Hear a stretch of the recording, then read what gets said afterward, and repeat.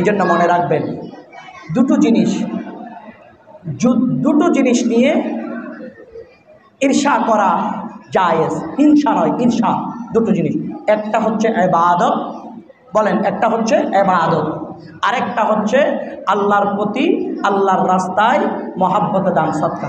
এই দুটো জিনিস নিয়ে প্রতিযোগিতা করা যায়, বাকিগুলো না। কোনো মানুষ যদি দেখা যায় 5 ওয়াক্ত নামাজ পড়ে, আপনি তার দিকে তাকায় আল্লাহর কাছে বলুন, আল্লাহ আমাকে তুমি 5 ওয়াক্ত নামাজের বাইরে তাহাজ্জুদ গুজারি বানিয়ে দাও, সুবহানাল্লাহ।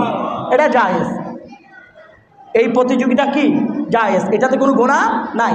আর যদি দেখা যায় আল্লাহ কাউকে সৎ সম্পদ দিয়েছে, হ্যাঁ, ওই সম্পদ আল্লাহর রাস্তায় সে ব্যয় করে, ওটা দেখে আপনিও প্রতিযোগিতা করতে পারেন। সে যদি দিতে পারে মসজিদে 10 টাকা, আমি দেবো 1000 টাকা। সে যদি মাদ্রাসায় দিতে পারে 1 টাকা, আমি দেবো 100 টাকা।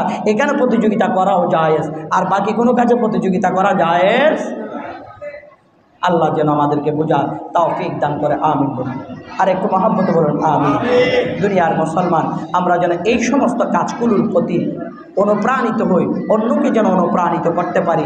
অসহায় যারা, অসুস্থ যারা, আল্লাহর ঘর, মসজিদ, মাদ্রাসা, প্রত্যেকটা ক্ষেত্রে আমরা যেন দানের হাত বাড়িয়ে দিতে পারি, ভালো মতো মানুষের পাশে দাঁড়াইতে পারি। আল্লাহ আমাদেরকে সেই তৌফিক দান করে, আমিন। আর একটু মহব্বত বলুন, আমিন।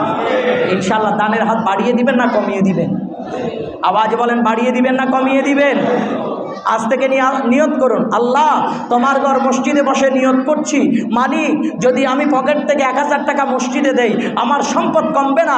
আল্লাহ তোমার ঘর মসজিদে দোয়া কবুল হওয়ার পূর্ব মুহূর্তে জুমার নামাজে বসে রাব্বুল আলামিন তোমার দরবারে ফরিয়াদ করছি, আল্লাহ তোমার সাথে ওয়াদাবদ্ধ হচ্ছি, আজ থেকে তোমার ঘর মসজিদে, তোমার নবীর ঘর মাদ্রাসায়, তোমার সৃষ্টি গরিব অসহায়ের প্রতি এমনভাবে দান করব যেটার দ্বারা আমার সমস্ত মুসিবত দূর হয়ে যায়, আমিন বলুন। আর একটু মহব্বত বলুন, আমিন।